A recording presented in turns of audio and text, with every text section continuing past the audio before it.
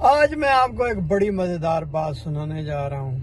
ہمارے علاقے میں ایک بڑا مشہور ایک صاحب تھے، نوسر باز تھے، جو لوگوں سے نوسر بازی کر کے ان کی مال و دولت لے لیتے تھے، لیکن ان کو پیسے کبھی اس نے واپس نہیں کیے۔ یہ اس کا ریکارڈ ہے۔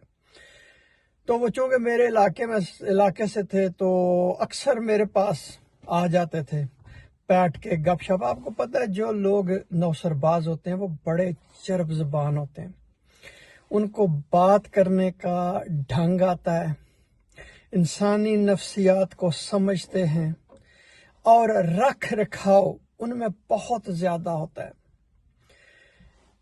تو ایک دن وہ بیٹھے ہوئے تو میں نے ان سے پوچھا، میں نے کہا جی کہ آپ مجھے بتائیں کہ کسی کی جیب میں سے پیسے نکالنا بڑا مشکل کام ہوتا ہے، تو یہ کیسے آپ کرتے ہیں؟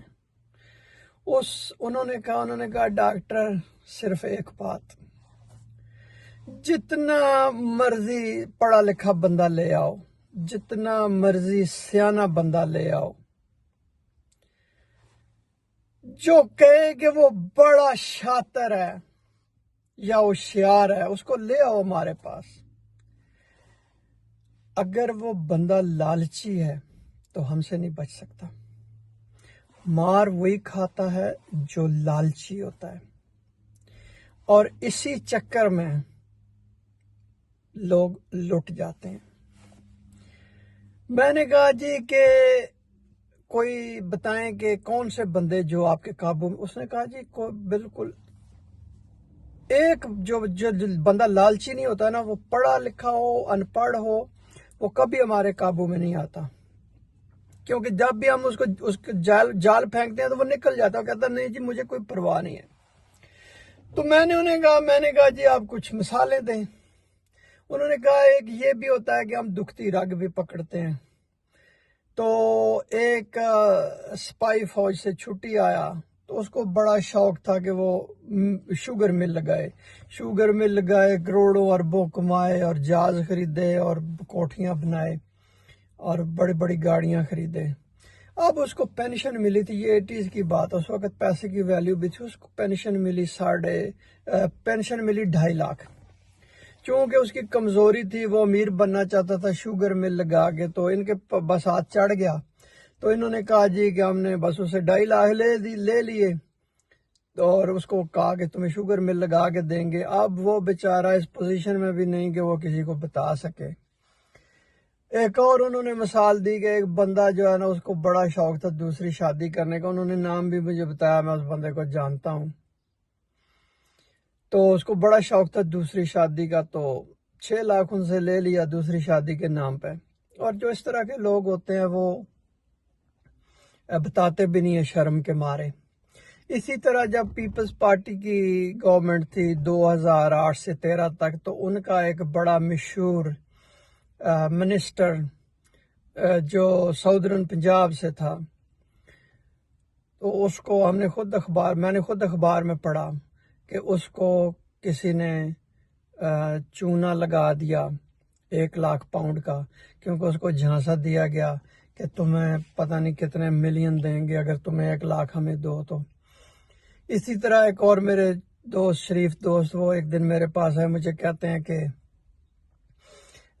ندیم تمہارا کوئی دوست ہے جو ملینئر ہے؟ میں نے کہا جی کیوں؟ کہتے ہیں جی کہ 80,000 پاؤنڈ چاہیے اس سے۔ تو کسی بندے کو کوئی 10 ملین نکلے ہیں، کوئی لاٹری، تو انہوں نے کہا جی 80,000 پاؤنڈ شو کراؤ پہلے، ہمیں دو تو ہم منی آپ کو جو ہے نا رقم آپ کو دے دیں گے۔ میں نے کہا دیکھو یار، تم میرے بہت اچھے دوست ہو، بڑے پیارے دوست ہو، ان چکروں میں نہ پڑو، چھوڑ دو ان کو۔ میں نے کہا یہ کوئی لاٹری نہیں نکلتی ہے، یہ سارا جو ہے نا یہ ڈنگوسلا ہوتا ہے۔ تو اسی طرح کے بے شمار واقعات آپ لوگوں کو بھی پتہ ہوں گے، آپ نے خود بھی تجربہ کیا ہوگا۔ مجھے کوئی جو فون کرتا ہے نا کہ کہتا ہے جی تمہارا 10 لاکھ روپے کا انعام نکل آیا، میں کہتا ہوں رکھ لو۔